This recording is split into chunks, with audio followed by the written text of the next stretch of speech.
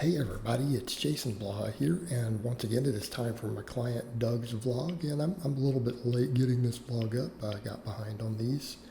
I have a couple clients I need to get these done on who finished their training weeks already. He's already, of course, already started his new week, so let me get this going. We started the week off for his max effort day with a 315 close grip. Now we're down a little bit on all this stuff because he lost weight after his last beat. He lost like 10 pounds unexpectedly just by not tracking his calories closely. And you know, he's one of my lifters that deals with that. That getting his calories is very difficult. You guys have seen me discuss this in collabs. You've seen other discussions. He has always been one of my clients who has struggled to eat enough to maintain body weight. So as you guys can tell, he's fairly lean here. We did a really long bulked him up to the heaviest body weight he's ever gotten to, and then he did an accidental cut, right? So he's down to this lean again because he accidentally did a cut. Again, just a case of not tracking calories closely enough, just eating. He just basically got plenty of protein in, but didn't track anything and didn't watch the scale. He just focused on training, doing some stuff in his life, and bam, the scale just dropped. So, and it dropped, relatively quickly. So again, the close grip bench is down to 315. His, deadlift's down a little bit. And that's okay. We will build him back up from here. So for supplemental work, as you guys see, we do some pause benching. I have him doing, quite a bit of rowing at the moment, a couple different variations. So we see some barbell rows, we see some dumbbell rows. I prescribed these to him a long time ago, and he just really likes that exercise. So he likes to do the prone row like that, to where you're on a bench, right? We get on a bench like that, and we use dumbbells. So it's like an incline dumbbell row. Instead of one arm, he does both. It gives us a slightly different angle, makes it hit the traps and upper back just a hair harder than, say, a stricter dumbbell row does. Because a normal strict one where you stay at about close to 90 degrees, we tend to work a little more lat. But we're combining that with the dumbbell rows, and he's got good strong lats. He's very strong on weighted pull-ups.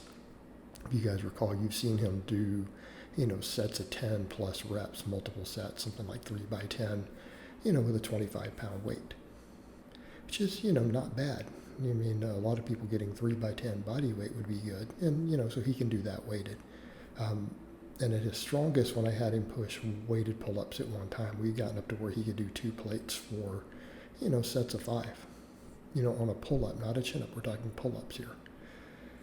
So for other work there, I have him doing dumbbells for his triceps right now. And I feel like that could be its own video, because I rotate a lot of different tricep exercises for my people.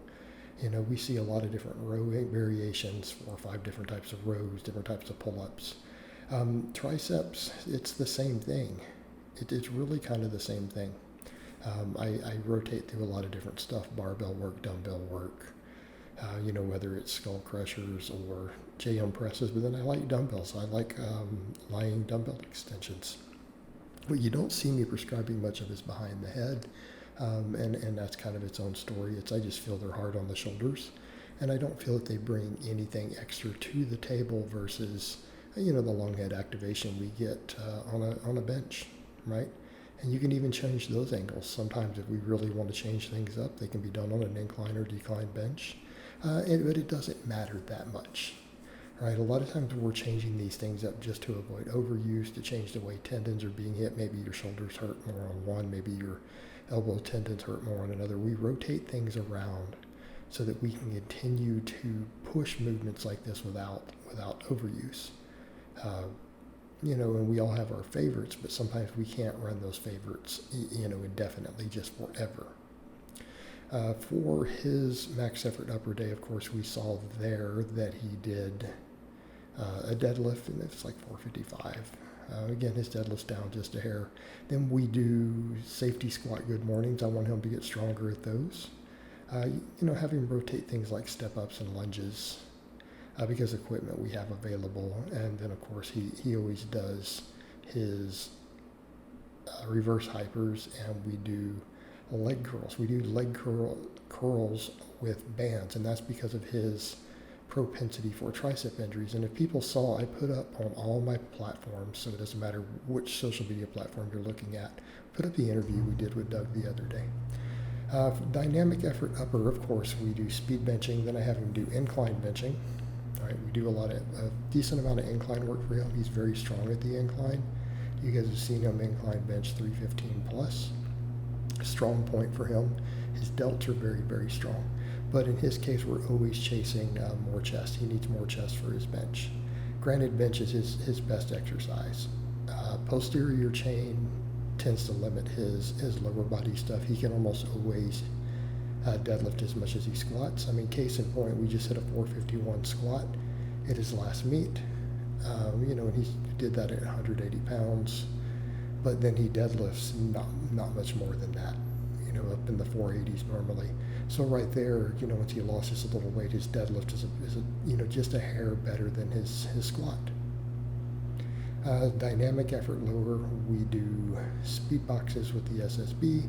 We do conventional pulls. I do not have him do sumo pulls. He's very prone to injuries on the sumo, so we tend to skip that, although I let him rotate around. Good morning. So you can see here he's doing these wide stance. So we still get some wide stance movements in here. Most people can't do as much weight with this wider stance, so it can be a little bit more difficult on good mornings. All right, even though we can normally squat more in that position, a lot of people can't good morning more. But by him doing this way here, it lets him kind of shore up those weak links a little bit, that we would get by missing, a sumo type stance, because he also doesn't have a belt squat or anything like that, to do any sort of real wide stance work, because we tend to do single leg exercises, because that's what we have available. That's what we have available to him. And then of course here he is doing the leg curls to strengthen those tendons, get blood flow up, and again, this makes us more injury resistant for him with those hamstrings. And that's the idea. We improve work capacity, we improve tendon strength, we improve blood flow, so that we reduce those chance of hamstring tears. Because he's torn hamstrings, before he ever hired me, and then we had one hamstring tear on a warm-up with no warning while he was a client. It didn't require surgery or anything, but it was still an issue. And of course, this happened with no warning. There was no previous pain. We weren't doing high volume. It was in a lower volume phase of training, and he did it with like 200 pounds on the bar for one rep. So, again, very, very prone to that type of injury. So we have to do stuff like this to help stave that off for him. And then, of course, you'll see him finish up with his reverse hypers. All right, guys, but that's really all I have to say on that today. I hope it's been informative, and I'll talk to you guys next time.